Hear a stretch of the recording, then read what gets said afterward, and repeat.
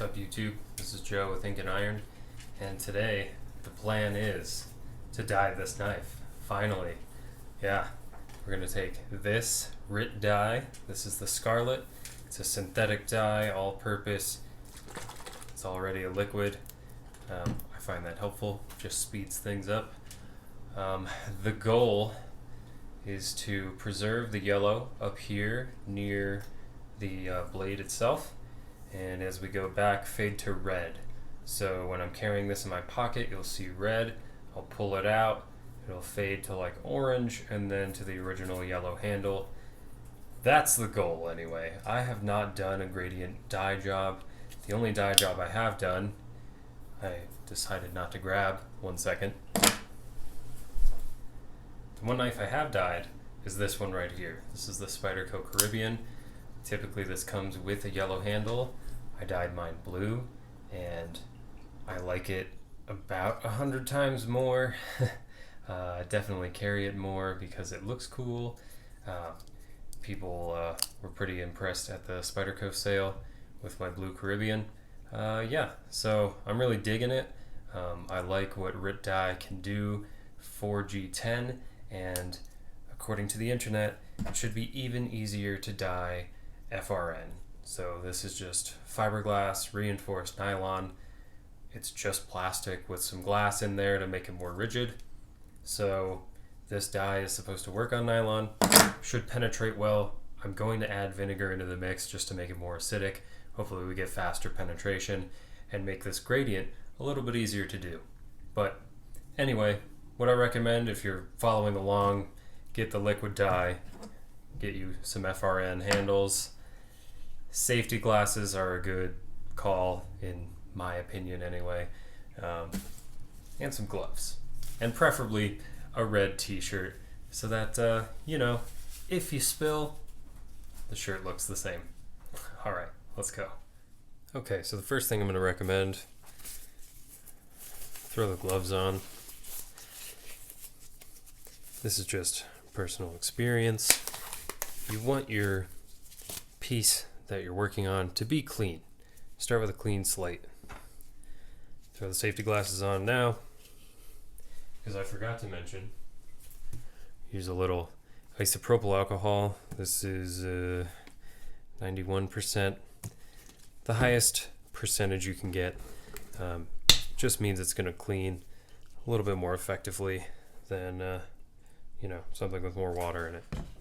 Get a little on there. And this is just a plastic brush.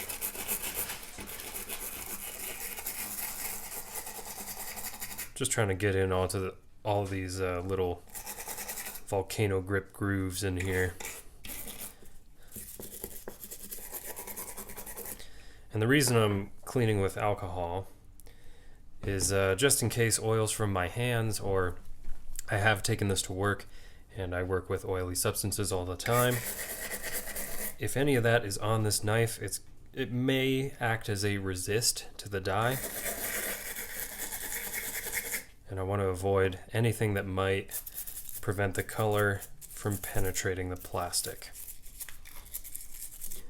All right. I think that's going to be enough. Oh, I don't think I mentioned, I'm going to try and do this without disassembling the knife. Given that this is the LC200N Native 5. Mia, calm down over there. Mia gets really mad at Zeb. Those are my cats, by the way, if you didn't see other videos. Since this is the Salt Series knife, it should be fine in a slightly corrosive environment, because this is going to be a slightly acidic solution that we're putting it into. Yeah, this is a Spyderco Seconds, I will say that. So if I screw this up, I will not be sending this to Spyderco for maintenance. I am on my own here. I was thinking, probably going to take this clip off, just because these clip screws came with this clip, this MXG deep carry clip.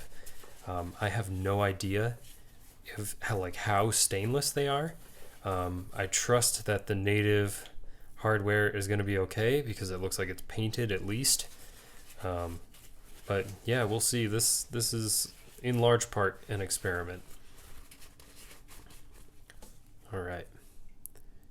I think you might be able to tell how non-reflective this plastic is right now. That is very clean. Yeah, that is a very nice matte finish.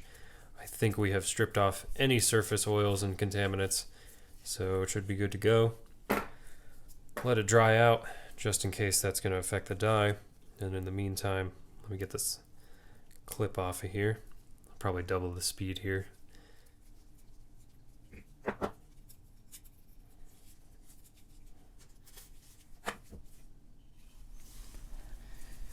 On the instructions, it says 140 Fahrenheit is what we're shooting for. Okay. So our hot water bath here is looking about 190. Let me turn it down a little. About 190. Water from the sink. Wow. Hotter than I thought. Okay. Yeah, that's about 140. It's pretty close. Okay. This is definitely going to stay hot as I need it to.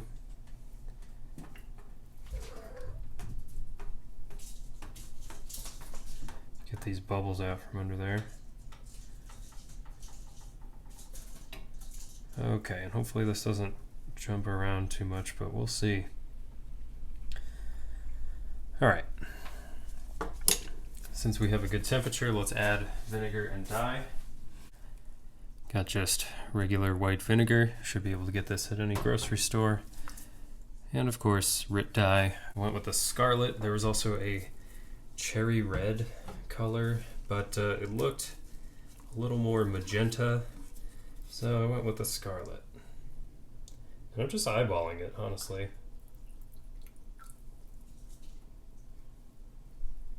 You know what? That's probably good.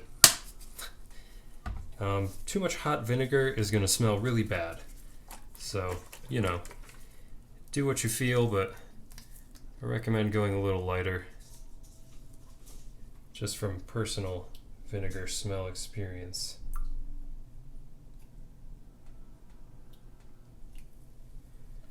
That's probably more dye than I need, but I'm okay with that.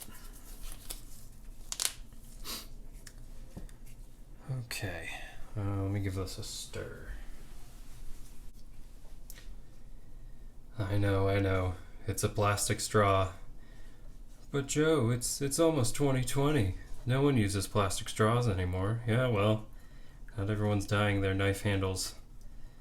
So if and when they do, you know, we'll see what they stir with. We'll see. It's getting pretty clingy. It's good, I think.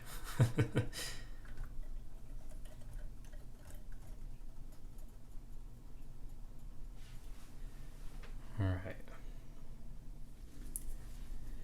So I have the bath temperature at 170. Wow, still hot. Still like 190.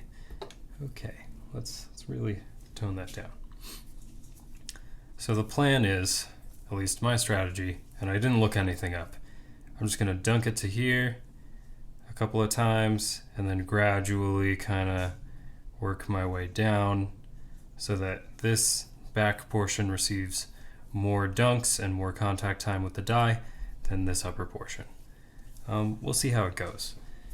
When you're doing this, I would recommend something to hold the knife rather than your hand because the seam can get a little hot. You could burn yourself, but I'm just going to go for it. We'll see what happens.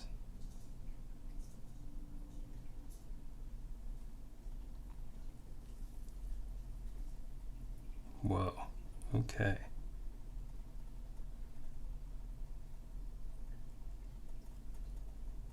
just tilting it. Try and let it creep up a little bit higher.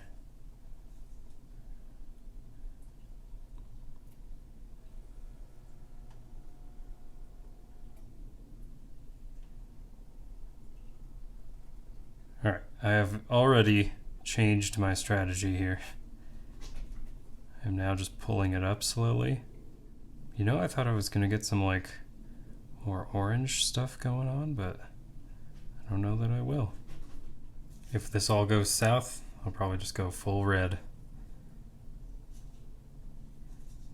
So that was my initial plan, but if I could get a gradient, I think that would be super cool.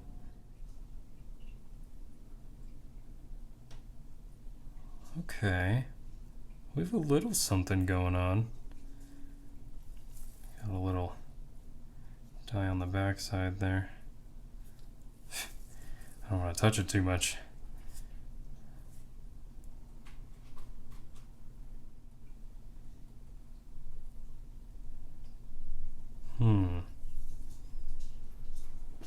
I don't know. Give me your thoughts in the comments for sure. If I could be more effective at this the next time I do it, because let's face it, will probably be a next time. I'd like to know, what's your experience with dip dyeing knives? Okay, I mean, I can see a little bit of a color fade here. I don't think I'm gonna get a perfect like sweep into the yellow, which is kind of unfortunate. I have to probably water it down. Maybe I'll do it at the end, water it down and dunk it further. See if that helps. I want this back portion to be really, really red. I didn't even think to time this. It's a good thing I'm staying rolling the whole time.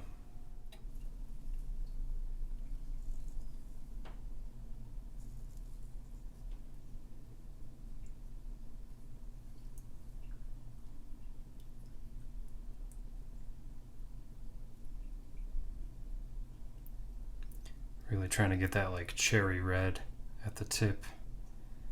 That's my goal. This also acts as an acid test for this steel. Does it withstand vinegar? I mean, it's not pure vinegar. Pure vinegar would be better. Sulfuric acid would be an even better test to see if it's low pH resistant. This is a much more relaxing process this time around. The first time I had no idea what I was doing or if G10 could even be dyed. So this is much nicer because I know I'm going to get a result. I mean, I'm watching it happen. I think we definitely have a gradient going. This back portion definitely looks more red than here. This looks more orange. This is clearly yellow. I just want to see if I can transition this area a little bit more. I think that would pull it all together. I'll let you know at the end how long this took, but I'm definitely going to cut a lot of this just kind of sitting and stirring portion out.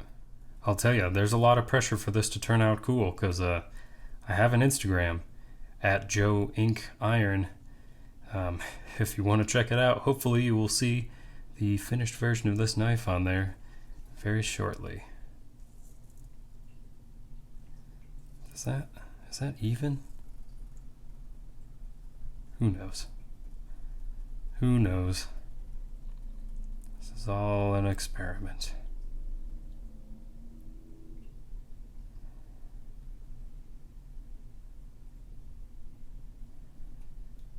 Okay, let's give this a dunk in water and see where we're at right now.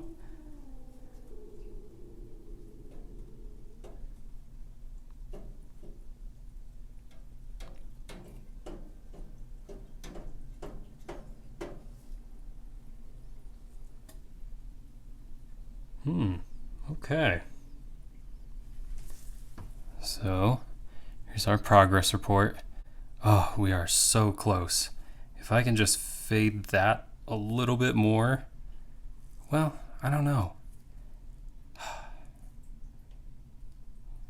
You know, it's hard to tell where to stop with this. Can you see my cat?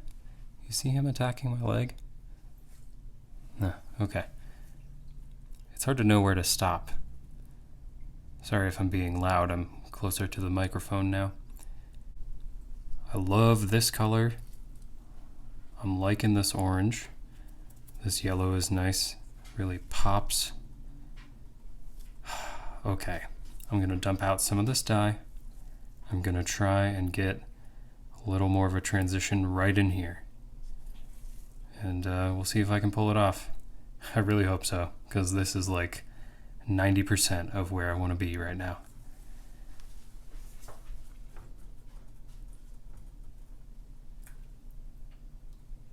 Okay, so I poured out about half of this dye vinegar water mixture and replaced it with just hot water. I'm not going to check the temperature.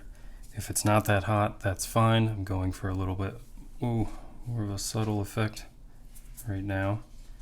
I guess this back part's just going to be a little weird. Also filled it a little bit higher so that I could gently dip it. Just going to let that rest on the plastic for a sec.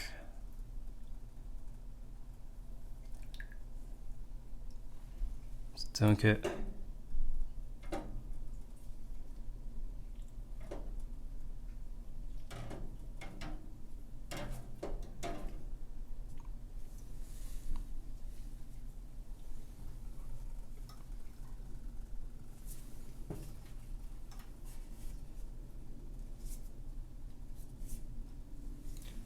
I'm gonna give it a full rinse.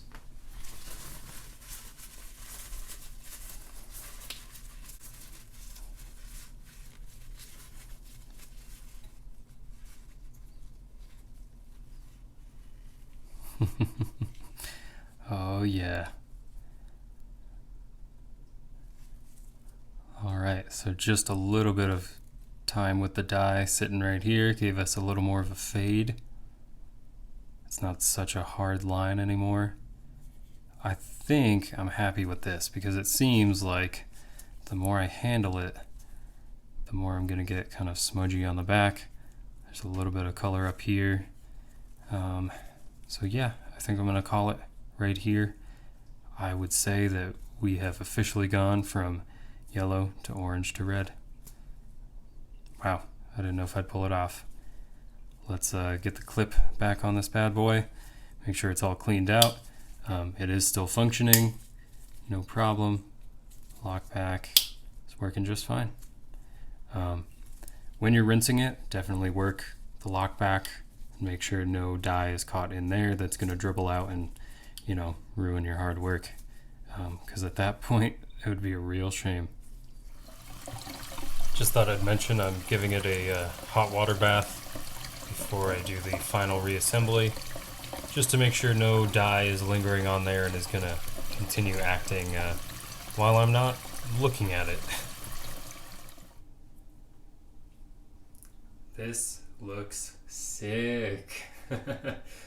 I am so happy I caught all that on video because I hope that people are inspired to do this. It looks absolutely freaking awesome. That is so cool. I feel like my red shirt is now taking away. Hold on.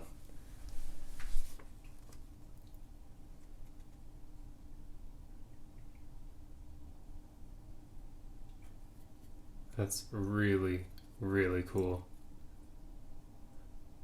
I am going to be carrying this a lot now.